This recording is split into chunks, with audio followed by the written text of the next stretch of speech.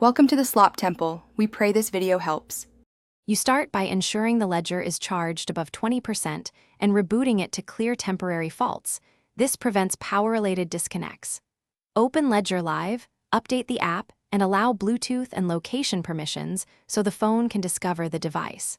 Also, on your phone or computer, close competing Bluetooth apps and remove any stale Ledger pairings to avoid conflicts. Once done, keep Ledger's screen awake on the Manager page so the device advertises itself while you continue to pair. Now you pair. In Ledger Live, choose the Manager and tap the Bluetooth pair option. The app will scan and show your Ledger. You must confirm the numeric pairing code on both the Ledger screen and the app to prevent man-in-the-middle attacks, so compare digits carefully.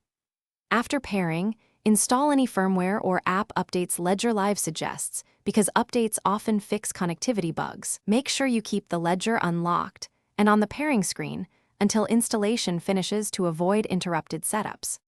Finish by opening the Accounts tab in Ledger Live and syncing to confirm the device communicates correctly. Then test with a very small transaction to validate end-to-end connectivity. If you still see dropouts, clear your phone or computer Bluetooth cache, unpair and repair, or reinstall Ledger Live. These steps remove corrupt states that block reconnection. If nothing works, collect logs and contact Ledger support as a last resort. Because their diagnostics can reveal firmware or hardware faults,